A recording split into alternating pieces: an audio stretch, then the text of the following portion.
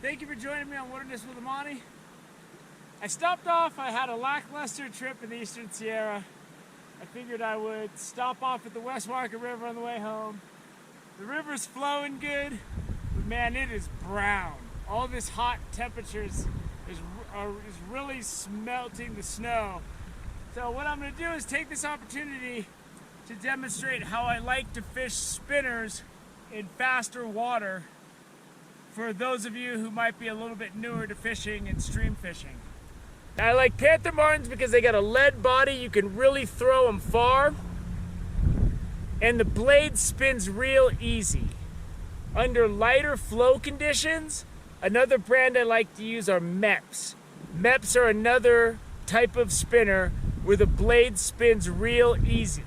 And having a blade that can spin easy is key for the type of fishing I do when the water's swifter. One of the main ways that I'll fish, and I have a tree over me, this is the only place where the 20-mile-an-hour winds aren't going to make it impossible for you to hear what I'm saying. So when I'm out here fishing with a spinner, the most common way that I'll do it is cast upstream and reel fast with the current and bump this thing right along the bottom. And believe me, if a trout wants it, they can get it. But another way I like to fish, because you're not always going to be in a situation where you can cast straight up and down. You're going to get to an access point on a stream where you can get down and the river's right there. You got to fish any way you can. This also works in large pools, and it's the kind of thing that you can do. The longer you fish and the more river experience you have, the more you see the way currents swirl back and around. You can utilize this tactic in general and then modify it to ways that best suit you and the conditions you're fishing. So what I'll do is I'll cast either cross current or I'll cast diagonal. Then you're going to see me reel fast until I can feel the blade spinning. You can feel a Panther Martin blade spinning on your rod. Once that happens, I'm going to slow the crank down and let it swing down with the current as the blade flutters and goes slow. And then I'm going to let it swing all the way across, and then I'll bring it up in the side current that isn't as strong. Because if you try to reel it straight up against this fast-moving water, it's just going to be skipping on the surface. So here's what I just discussed. I'm going to cast it all the way across the stream. I'm going to reel it up, and now the current's got it, and I'm slowing it down. I'm holding my rod tip high, and my blade is spinning right there. And if you feel a bite, you got to nail it. Now it's in the fast current, and it's just below the surface, and I'm going to let it swing all the way over to the side, calmer current, and then I'm going to go ahead and reel it up. Sometimes in bigger pools, the current swirls back up and around. So when you swing it down, you swing it past the fish in the lineup, and then you bring it back up. It's where the current's swimming back around, and there'll be fish looking for food getting swirled back around. So that will allow you to fish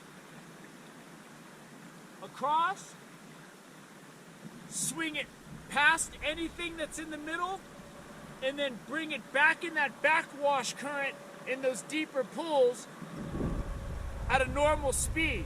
Once you get back with the currents coming back at you, you got to pick up your pace again, because you always want to reel in response to how fast the current's going.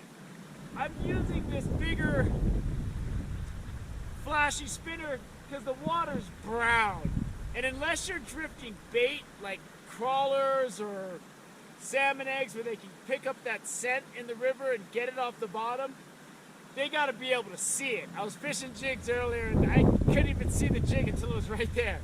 And I'm going to do it one more time. And there's a lot of variations you can do with this. And this works good when you come down and there's a real big pool and you got to throw it up and you can't get a straight up and down cast, because ideally in a big pool you want to cast straight up and down and be able to reel that thing in deep down along the bottom. You're not always going to have that. So it's good to have a little bit of variety in your tackle box, if you know what I'm saying. So I'm going to throw it out there. I'm going to get it spinning. And then I'm going to go ahead. As soon as I can feel that brrrr, I know my thing is spinning. And if you feel any hit, you got to set the hook. Because it's just fluttering. Now it's getting a little bit stronger. I can see my lure spinning way out there. And then it gets into the backwash. And once again, if you're in that big pool, the backwash will be coming this way, and that's going to allow you to get your spinner, present it with the speed of that current, and get it close to the bottom. So those are just some general tips on how to fish spinners in a big river with swift current.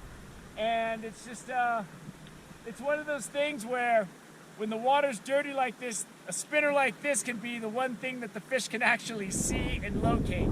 They just haven't found it today.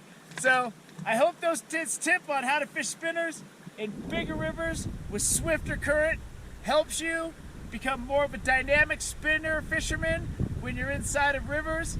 Thank you for joining me on Wilderness with Amani. Until next time.